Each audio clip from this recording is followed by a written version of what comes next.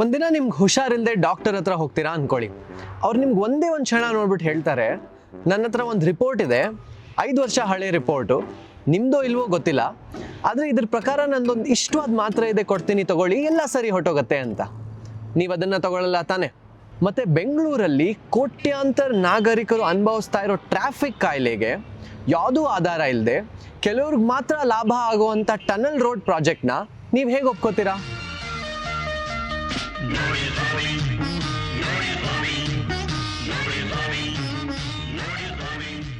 $18,000 ಕೋಟಿ ಹೆಬ್ಬಾಳಿಂದ ಸಿಲ್ಕ್ ಬೋರ್ಡ್ವರೆಗೂ ಒಂದು tunnel road project ಮಾಡೋಕ್ಕೆ ಇಷ್ಟೊಂದು ತೆರಿಗೆದಾರರ ಹಣ ಯಾರಿಗೂ ಹೇಳ್ದೆ ಕೇಳದೆ ಇವ್ರು ಖರ್ಚು ಮಾಡ್ತಾ ಇದ್ರೆ ನಾವೆಲ್ಲ ನಾಗರಿಕರಾಗಿ ಕೆಲವು ಪ್ರಶ್ನೆಗಳು ಕೇಳಬೇಕಾಗತ್ತೆ.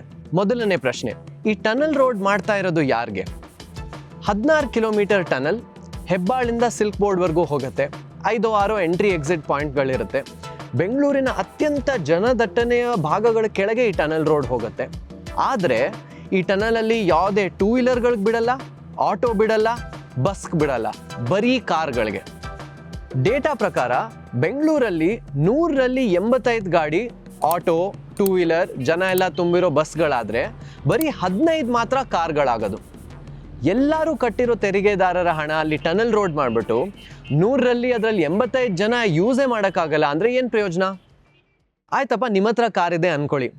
ಈ ಟನಲಲ್ಲಿ ಒಂದು ಮೂಲೆಯಿಂದ ಇನ್ನೊಂದು ಮೂಲೆ ಹೋಗೋಕ್ಕೆ ಒನ್ ವೇ $300, ಹೋಗೋಕ್ಕೆ ಬರೋಕ್ಕೆ $600. ಒಂದು ತಿಂಗಳಲ್ಲಿ ನೀವು ದಿನ ಓಡಾಡಬೇಕಂದ್ರೆ $18,000 ಖರ್ಚಾಗತ್ತೆ. ಆಯಿತು, ನಿಮ್ಮ ಹತ್ರ ಕಾರು ಇದೆ, ನೀವು ದಿನ $600 ಕೊಡೋಕ್ಕೆ ತಯಾರು ಇದ್ದೀರಾ? ನಿಮ್ಮ ಸಮಸ್ಯೆ ಇದು ಸಾಲ್ವ್ ಮಾಡುತ್ತಾ? ಯೋಚನೆ ಮಾಡಿ, ಒಂದು ದಿನದಲ್ಲಿ ಅರ್ಧಕ್ಕರ್ಧ ಜನ ಎಲ್ಲಿ ಟ್ರಾವೆಲ್ ಮಾಡ್ತಾರೆ? ಮನೆಗೆ ಸುತ್ತಮುತ್ತ 5-6 ಕಿಲೋಮೀಟರ್ ರೇಡಿಯಸಲ್ಲಿ ಶಾಲೆಗೆ, ಕಚೇರಿಗೆ, ಮಾಲ್ಗೆ ಟ್ರಾವೆಲ್ ಮಾಡ್ತಾರೆ. ಈಗ ಟನಲ್ ಕೆಳಗೆ ಸ್ವಲ್ಪ ಕಾರ್ಗಳು ಹೋದ್ರೂ ಎಲ್ಲರೂ ಹೆಬ್ಬಾಳಿಂದ ಸಿಲ್ಕ್ ಬೋರ್ಡ್ ಹೋಗ್ತಾ ಇಲ್ವಲ್ಲ. ನೀವು ಮೇಲ್ ಬಂದರೆ ಸರ್ಫೇಸ್ ಟ್ರಾಫಿಕ್, ಎಂಟ್ರಿ ಎಕ್ಸಿಟಲ್ಲಿ ಟ್ರಾಫಿಕ್, ಆಮೇಲೆ ಮೇನ್ ರೋಡ್ ಬಿಟ್ಟು ನೀವು ಒಳಗೆ ಹೋಗುವಾಗ್ಲೂ ಟ್ರಾಫಿಕ್ ಅಲ್ಲೇ ಇರುತ್ತೆ. ಸೊ ಈ ಟನಲ್ ನಿಜವಾಗ್ಲೂ ಟ್ರಾಫಿಕ್ ಸಮಸ್ಯೆಗೆ ಪರಿಹಾರ ಕೊಡ್ತಾ ಇದೆಯಾ?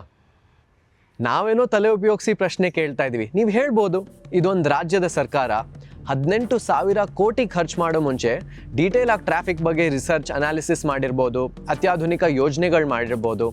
ಅದೇ ನಮ್ಮ ಮುಂದಿನ ಪ್ರಶ್ನೆ. ರಿಪೋರ್ಟ್ಸ್ ಏನು ಹೇಳ್ತಾ ಇದೆ? ಏನು ಹೋಮ್ವರ್ಕ್ ಮಾಡಿದ್ದಾರೆ? ಇದಕ್ಕೆ ಉತ್ತರ $15 ಕೋಟಿ ಖರ್ಚು ಮಾಡಿ ಕಾಪಿ ಪೇಸ್ಟ್ ಮಾಡಿದ್ದಾರೆ. ಕಥೆ ಕೇಳಿ.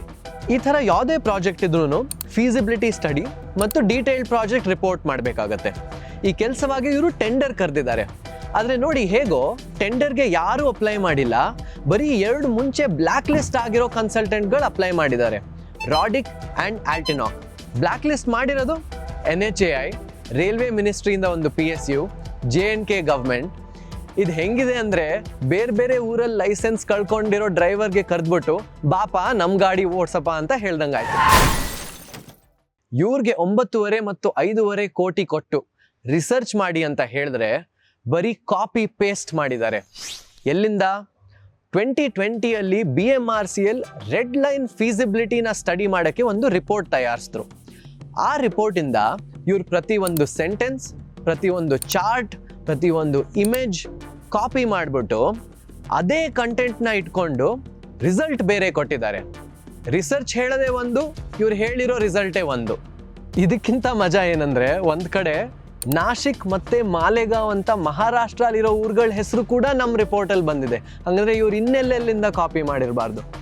1 ಪೈಸದ ಕೆಲಸ ಮಾಡಿಲ್ಲ. ಎಲ್ಲಿ ಹೋಯ್ತಾ 15 ಕೋಟಿ ಹಣ? ನಮ್ಮ ನಗರಕ್ಕೆ ನಿಜವಾಗ್ಲೂ ಏನು ಬೇಕು ಅಂತ ಯೋಚನೆ ಮಾಡಿದಾರಾ? ಈಗಾಗಲೇ ರೆಡ್ ಲೈನ್ ಶುರು ಆಗಿದೆ. ಕೇಂದ್ರ ಸರ್ಕಾರ ಹೇಳ್ತಾ ಇದೆ, ಅದೇ ರೂಟಲ್ಲಿ ಮೆಟ್ರೋ ಪಕ್ಕ ನೀವು ಟನಲ್ ಹಾಕಿದ್ರೆ ಮೆಟ್ರೋ ರೈಡರ್ಶಿಪ್ಪು ಕಮ್ಮಿ ಆಗುತ್ತೆ, ರಸ್ತೆಗಳ ಮೇಲೆ ಟ್ರಾಫಿಕ್ ಜಾಸ್ತಿ ಆಗುತ್ತೆ. ಅದೇ ನಾರ್ತ್ ಸೌತ್ ಕಾರಿಡಾರಲ್ಲಿ ಮೆಟ್ರೋ ಬರ್ತಾ ಇದೆ, ಟನಲ್ ರೋಡ್ ಮಾಡ್ತೀವಿ ಅಂತ ಹೇಳ್ತಾ ಇದ್ದಾರೆ, ಡಬಲ್ ಡೆಕ್ಕರ್ ಫ್ಲೈಓವರ್ ಮಾಡ್ತೀವಿ ಅಂತ ಹೇಳ್ತಾ ಇದ್ದಾರೆ.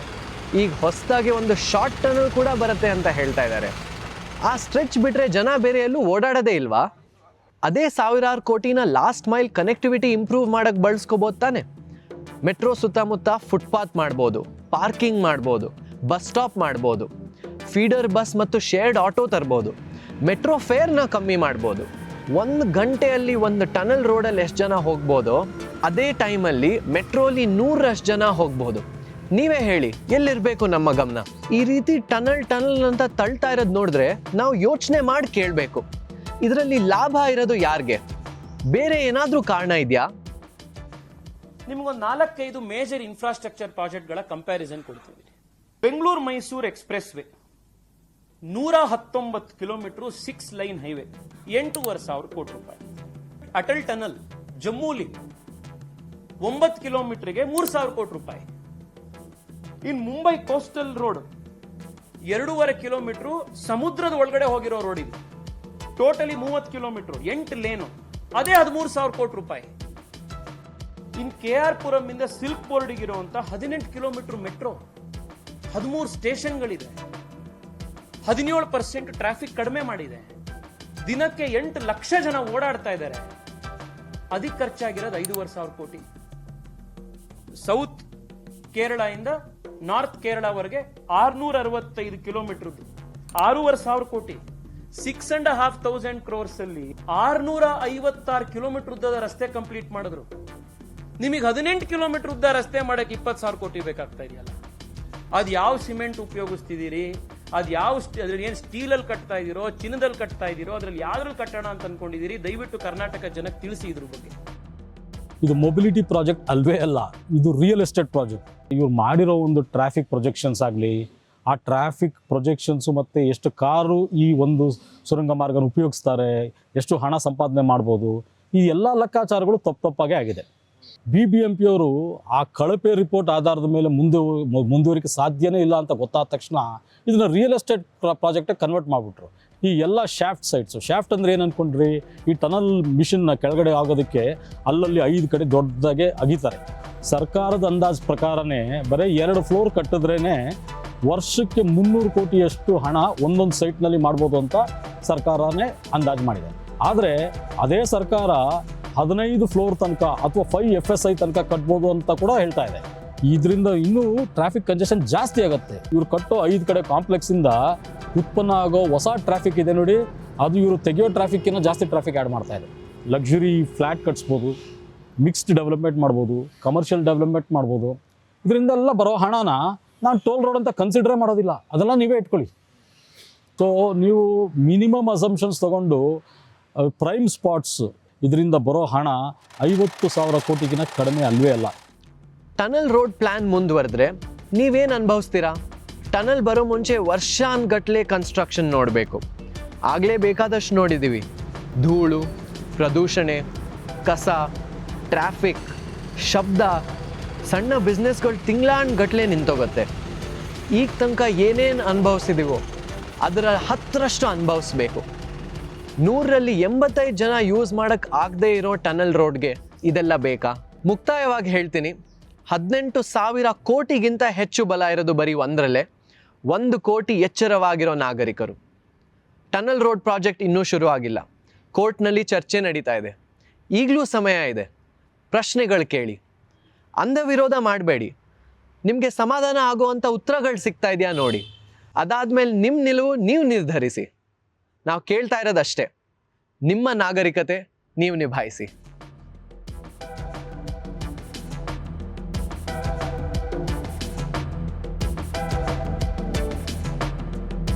ನಮಸ್ತೆ, ನಾನು ರಿಷಿ. ಬೆಂಗಳೂರಿನ ಸಮಸ್ಯೆಗಳನ್ನು ಬಗೆಹರಿಸಕ್ಕೆ ಆಸಕ್ತಿ ಇಟ್ಕೊಂಡಿರೋ ಒಬ್ಬ ನಾಗರಿಕ. ಈ ಸೀರೀಸ್ ನಾಗರಿಕತೆ ಮೂಲಕ ನಿಮ್ಮೆಲ್ಲರಲ್ಲೂ ಬೆಂಗಳೂರಿನ ಆಡಳಿತ ಬಗ್ಗೆ ಜಾಗೃತಿ ಮತ್ತು ಎಚ್ಚರಿಕೆ ಬೆಳೆಸಕ್ಕೆ ಒಂದು ಪ್ರಯತ್ನ. ಶೇರ್ ಮಾಡಿ, ಸಬ್ಸ್ಕ್ರೈಬ್ ಮಾಡಿ. ನಮ್ಮ ನಗರದ ಕಥೆಗಳು ನಾನು ತರ್ತೀನಿ. ನಿಮ್ಮ ನಾಗರಿಕತೆ ನೀವು ನಿಭಾಯಿಸಿ.